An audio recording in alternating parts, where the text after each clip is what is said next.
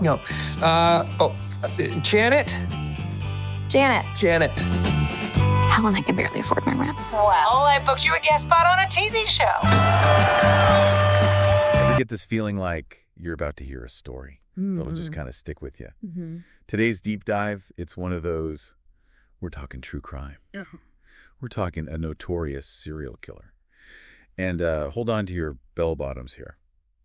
We're talking The Dating Game. Whoa. Yeah, you heard that right. That iconic 70s show where love was found, or at least attempted, behind a wall of, those sparkly questions. But this isn't just a trip down, like, retro lane or anything. This is about how a monster hid. In plain sight, really. Yeah. And the truth behind, well, Yeah. those charming smiles and everything. So for those who maybe didn't spend their youth glued to reruns, imagine this. A bachelorette. 3 hidden bachelors, right? Yeah. All vying for her attention. With witty banter and flirting questions, all that. The winner gets a dream date. All very lighthearted, romantic. And that's what makes this case so disturbing, really, is like you have this really cheery facade of the show and then this dark reality lurking underneath. It makes you question everything, about charm, charisma, all that. It's true, though. It reminds you. Appearances can be deceiving. Yes. And sometimes the most dangerous predators. They're masters of disguise, really. Yeah. Especially someone like Rodney Alcala. I mean, behind those playful answers, right, in that infamous 1978 episode, was a man who would later be confirmed as the murderer of at least 7 women. And even that number just feels horrifyingly low. Some estimates place his potential victim count closer to 130. Alcala often targeted, especially young women. And he used photography, which was, supposedly his profession, as a way to disarm them, to gain their trust. And it's really a tactic as old as time, preying on people's aspirations, making them feel special. But that's what made him so dangerous, I think. He understood, like, the art of manipulation, of blending in. Right.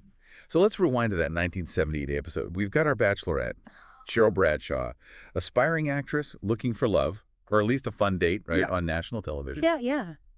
And who does she find herself trying to connect with? Yeah. Completely unaware, right? Rodney Alcala. Oh, wow. Using his real name, no less. Yeah. And here's where it gets really spine-chilling, I think. At this point, Alcala was already a convicted child rapist, out on parole. So the system had already failed, not once, but multiple times, to recognize the threat that he posed. And yet there he was on primetime television, charming his way closer to, another potential victim. It's terrifying. Yeah. And it makes you wonder, how on earth did he slip through the cracks so many times? Well, that's the question. That continues to haunt investigators and legal experts to this day. One factor was just the limited forensic technology that was available at the time. We didn't have the sophisticated DNA analysis that we have today. So connecting the dots between crimes and definitively identifying the perpetrators was just so much more challenging back then. So in a way, he was operating at a time when it was almost too easy for someone like him to, to get away with it. It really was a different time. And, it wasn't just the technology, even just the understanding of criminal psychology, predatory behavior, all of that. It was just in its infancy, really, compared to today. I mean, even the idea of a serial killer as, like, a distinct category of criminal, that was still relatively new in the public consciousness, So society was almost playing catch-up to the reality of someone like Alcala, someone who could blend in, manipulate so effectively. Exactly. And that's part of what makes it so fascinating to go back and watch that dating game episode. Unsettling, even, because you can kind of hear these glimpses of his true nature. You know what I mean? Even as he's playing the role of, like, the charming bachelor. Like, give me an example. What did he say that, like, sets off alarm bells now, knowing what we know? Well, okay, so Cheryl, she asks him about, like, his ideal best time, and his response, nighttime, because that's when it really gets down to getting together. Oh, okay. Yeah, hearing that now, it's definitely a little shiver down the spine. But back then, I mean, it probably just blended in with all the other, like, cheesy innuendos and stuff. Yeah. Typical of dating shows back then. Exactly. And to her credit, Cheryl, she tries to lighten the mood. She's like, okay, well, I'm serving you for dinner. What are you called and what do you look like? And he doesn't miss a beat. He goes, I'm called the banana and I look good. The banana line. It's strange how certain details from these cases, they just kind of embed themselves in your memory, like your brain's trying to make sense of the senseless. Right. And that one's become kind of infamous, hasn't it, that line? But it's not just Cheryl's interaction with Alcala that stands out. There was another contestant on that same episode, Jed Mills, And he later described like this chilling encounter with Alcala in the green room. He said Alcala with this like eerie confidence. He just told him straight up, I always get my girl. Wow, that's like nightmare stuff. Yeah. Knowing that this man, who would later be linked to, so much pain and suffering, was right there in the same room, just casually, I don't know, asserting his dominance or whatever. It's bone-chilling. It really is. It speaks to a certain kind of, I don't know, arrogance, a belief in his own invincibility, I guess, which is unfortunately pretty common among predators like Alcala. So did Cheryl actually go on that date with him, or did those bad vibes, did they kick in? Thankfully, as Cheryl trusted her intuition, she did initially choose Alcala as the winner on the show, but something felt off to her, and she later said that she got these weird vibes from him and felt really uncomfortable about going on the date. That's amazing. She listened to her gut. Sometimes our instincts really are our best defense mechanism, even when we can't articulate why something feels wrong. Absolutely. What's even more unsettling, though, is that the show's coordinator, Ellen Metzger, she later admitted that she had also found Alcala's personality strange during the taping. But, like so many of us do, she just kind of pushed those feelings aside, didn't want to cause a scene or seem rude, Right. It's like those societal pressures, those unspoken rules about being polite, agreeable, they can put us in harm's way sometimes. Exactly. And unfortunately, Alcala's reign of terror, it didn't end there. His crimes, they actually escalated in their brutality and premeditation in the years that followed that dating game appearance. So walk us through it. What happened after the dating game? How does crimes progress? Well, just a year later, in 1979, Alcala struck up a conversation with this 12-year-old girl, Robin Samsom, offered to take her picture, which again was a tactic he often used to disarm his victims, preying on their desire for, I don't know, recognition, maybe, a moment in the spotlight. And tragically, Robin was never seen alive again. That poor girl. It's heartbreaking. Did they ever catch him?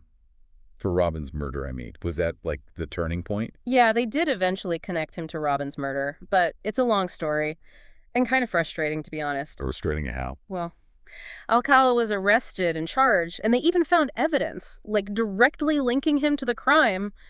But, get this, his conviction was overturned. Overturned? Why? Yeah, on a technicality. Hold on. What does that even mean? What kind of technicality can just erase evidence like that? It's wild, right? Basically, it all boiled down to the jury. They were allowed to hear about some of Alcala's prior convictions during the trial for Robin's murder. Well, yeah. I mean, wouldn't that just make it even more obvious that he was guilty? You'd think so, right? But the defense argued that knowing about his past would prejudice the jury against him, that it would prevent a fair trial for this specific case, Robin Samso's murder. And somehow the court agreed. So he walked, just because of a loophole? He did. And the crazy thing is, this wasn't an isolated incident, Alcala's cases. Like the textbook example. Yeah. How the justice system can fail to protect the innocent, you know. He was arrested multiple times, convicted even. And those convictions were overturned on technicalities, appeals, or even just because of the limits of forensic science back then.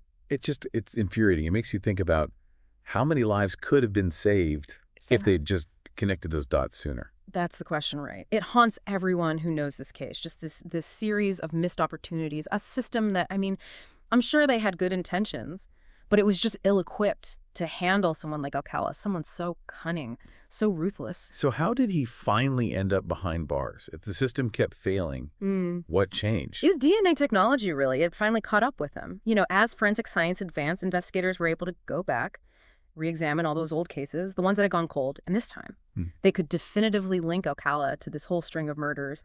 DNA was the key. What a bittersweet victory, though. Right, justice, but too late for so many. Absolutely. It's a reminder that, progress, even when it feels huge, it often comes at a cost. Alcala was finally convicted on multiple counts of murder in 2010, thanks to that DNA evidence. Sentenced to death. And Cheryl Bradshaw. Yeah. What happened to her after all that? I mean, Cheryl's story is one of those where there's a lot and very little to say. After her experience on the dating game, she stepped away from the spotlight, got married, had a family, lived a pretty private life. I can't say I'd blame her. It's easy to forget sometimes that behind the headlines, the sensationalism of cases like this. There are real people whose lives are forever changed. Right. Cheryl's story reminds us that even when a victim escapes, that physical harm, The psychological and emotional scars, they're real. They can change the way you see the world, make you question everything. And speaking of how these stories linger, we have to talk about Anna Kendrick's film, Woman of the Hour. It's a fictionalized take Right. on the Alcala case, right? With Kendrick playing Cheryl Bradshaw. Yes. And it's fantastic. It goes way beyond, your typical true crime retelling. It uses the Alcala case to look at the broader social context of the 1970s. What do you mean? Well, think about it. The 70s was this time of huge social change, especially when it came to gender roles and dating norms. And the film really digs into that. It explores how someone like Alcala could exploit that, The free love atmosphere, using charm and charisma as weapons. It's scary. And because it reminds you that predators, they thrive in times of transition, When the lines are blurred, people are vulnerable. Exactly. And that's what makes this case, even decades later, so relevant, It forces us to ask how much has really changed in the age of online dating, right? Social media, all that. This constant search for connection. Are we any better equipped now to spot a predator hiding in plain sight? It's a chilling thought, and one that, honestly, I think we all need to sit with. Because we've come a long way. We have the forensic technology now. But human nature, that dance between darkness and light, that hasn't changed. It hasn't. And that's why these stories, they're so important to keep revisiting. They remind us to trust our gut, to watch out for those red flags, and to never, ever be afraid to say no, even when it's uncomfortable. Because sometimes the most important date you don't go on is the one that could have changed everything. Think about that, everybody. And we'll see you next time for another deep dive.